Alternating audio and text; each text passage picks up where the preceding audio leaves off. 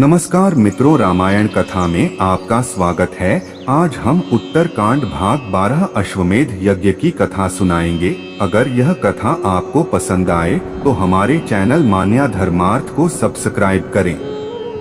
जब लक्ष्मण ने अश्वमेध यज्ञ के विशेष आग्रह किया तो श्री रामचंद्र जी अत्यंत प्रसन्न हुए और बोले, हे सौम्य, इस विषय में मैं तुम्हें राजा इल की कथा सुनाता हूँ। प्रजापति करदम के पुत्र इल वाहलीक देश के राजा थे। एक समय शिकार खेलते हुए वे उस स्थान पर जा पहुँचे जहाँ स्वामी कार्तिकेय का जन्म हुआ था और भगवान शंकर अपने सेवकों के साथ पार्वती का मनोरंजन करते थे। उस प्रदेश में शिव की माया से सभी प्राणी स्त्री वर्ग के हो गए थे। नर, पशु, पक्षी या मनुष्य कोई भी दृष्टिगत नहीं होता था।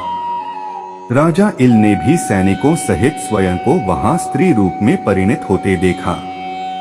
इससे भयभीत होकर वे शंकर जी के शरणागत हुए और उनसे पुरुषत्व प्रदान करने की प्रार्थना करने लगे। जब भगवान शंकर ने उनकी प्रार्थना स्वीकार नहीं की तो उन्होंने व्याकुल होकर गिड़गिड़ाकर उमा से प्रार्थना की। इससे प्रसन्न होकर उमा ने कहा कि मैं भगवान शंकर की केवल अर्धांगिनी हूँ, इसलिए मैं तुम्हें तुम्हारे जीवन के केवल आधे काल के लिए पुरुष बना सकती हूँ। बोलो, तुम अपनी आयु के पूर्वार्ध के लिए पुरुषत्व चाहते हो या उत्तरार्ध के लिए? इल कुछ क्षण सोचकर बोले कि देवी, ऐसा कर दीजिए कि मैं 1 मास पुरुष और 1 मास स्त्री रहा करूं। पार्वती जी ने तथास्तु कहकर उनकी इच्छा पूरी कर दी। इस वरदान के फलस्वरूप इल प्रथम मास में त्रिभुवन सुंदरी नारी बन गए तथा इल से इला कहलाने लगे। इल उक्त क्षेत्र से निकलकर उस सरोवर पर पहुँचे जहाँ सुपुत्र बुध तपस्या कर रहे थे। इला पर दृष्टि पड़ते ही बुध उस पर आसक्त हो गए एवं उसके साथ रमण करने लगे। उन्होंने राजा के साथ आए स्त्री रूपी सैनिकों का वृत्तांत जानकर उन्हें किमपुरुषी किन्नरी होकर पर्वत के किनारे रहने का निर्देश दिया। उन्होंने आग्रह करके इल को 1 वर्ष के लिए वहीं रोक लिया। 1 मास पश्चात इला ने इल के रूप में पुरुषत्व प्राप्त किया। अगले मास वे फिर नारी बन गए। इसी प्रकार यह क्रम चलता रहा और 9वें मास में इला ने पुरुरवा को जन्म दिया। अंत में इल को इस रूप परिवर्तन से मुक्ति दिलाने के लिए बुध ने महात्माओं से विचार विमर्श करके शिव जी को विशेष प्रिय लगने वाला अश्वमेध यज्ञ कराया। इससे प्रसन्न होकर शिव जी ने राजा इल को स्थायी रूप से पौरुष प्रदान किया। श्री रामचंद्र जी बोले, हे महाबाहु, वास्तव में अश्वमेध यज्ञ अमित प्रभाव वाला। सब भाइयों के आग्रह को मानकर रामचंद्र जी ने वशिष्ठ, वामदेव, जाबाली, कश्यप आदि ऋषियों को बुलाकर परामर्श किया। उनकी स्वीकृति मिल जाने पर वानर राज सुग्रीव को संदेश भेजा गया कि वे विशाल वानर सेना के साथ यज्ञोत्सव में भाग लेने के लिए आवें।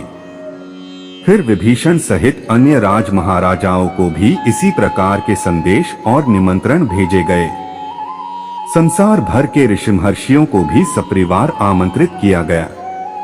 कुशल कलाकारों द्वारा नैमिषारण्य में गोमती तट पर विशाल एवं कलापूर्ण यज्ञ मंडप बनाने की व्यवस्था की गई। विशाल हवन सामग्री के साथ आगंतुकों के भोजन, निवास आदि के लिए बहुत बड़े पैमाने पर प्रबंध किया गया। नैमिषारण्य में दूर दूर तक बड़े बड़े बाजार लगवाए गए। सीता की सुवर्णमय प्रतिमा बनवाई गई। लक्ष्मण को एक विशाल सेना और शुभ लक्षणों से संपन्न कृष्ण वर्ण अश्व के साथ विश्व भ्रमण के लिए भेजा गया। देश देश के राजाओं ने श्री राम को अद्भुत उपहार भेंट करके अपने पूर्ण सहयोग का आश्वासन दिया। आगत याचकों को मनचाही वस्तुएं संकेत मात्र से ही दी जा रही थीं। उस यज्ञ को देखकर ऋषिमुनियों का कहना था कि ऐसा यज्ञ पहले कभी नहीं हुआ। यह यज्ञ 1 वर्ष से भी अधिक समय तक चलता रहा। इस यज्ञ में सम्मिलित होने के लिए महर्षि वाल्मीकि भी अपने शिष्यों सहित पधारे। जब उनके निवास की समुचित व्यवस्था हो गई तो उन्होंने अपने 2 शिष्यों लव और कुश को आज्ञा दी कि वे दोनों भाई नगर में सर्वत्र घूमकर रामायण काव्य का गान करें। उनसे यह भी कहा कि जब तुमसे कोई पूछे कि तुम किसके पुत्र हो तो तुम केवल इतना कहना कि हम ऋषि वाल्मीकि के शिष्य हैं। यह आदेश पाकर सीता के दोनों पुत्र रामायण का सस्वर गान करने के लिए चल पड़े। जब लवकुश अपने रामायण गान से पुरवासियों एवं आगंतुकों का मन मोहने लगे, तब एक दिन श्री राम ने उन दोनों बालकों को अपनी राजसभा में बुलाया। उस समय राजसभा में श्रेष्ठ न्यायिक, दर्शन एवं कल्पसूत्र के विद्वान, संगीत तथा छंद कलामर्मज्ञ, विभिन्न शास्त्रों के ज्ञाता, ब्रह्मवेत्ता आदि मनीषी विद्यमान थे। लवकुश को देखकर सबको ऐसा प्रतीत होता था मानो दोनों श्री राम के ही प्रतिरूप हैं। यदि इनके सिर पर जटाजूट और शरीर पर वल्कल न होते तो इनमें और श्री राम में कोई अंतर दिखाई न देता। दोनों भाइयों ने अपराह्न तक प्रारंभिक 20 सर्गों का गान किया और उस दिन का कार्यक्रम समाप्त किया। पाठ समाप्त होने पर श्री राम ने भरत को आदेश दिया कि दोनों भाइयों को 18,000 स्वर्ण मुद्राएं दी जाएं, किंतु लवकुश ने उसे लेने से इनकार कर दिया और कहा कि हम वनवासी हैं, हमें धन की क्या आवश्यकता है। इससे श्री राम सहित सब श्रोताओं को भारी आश्चर्य हुआ। उन्होंने पूछा, यह काव्य किसने लिखा है और इसमें कितने श्लोक हैं?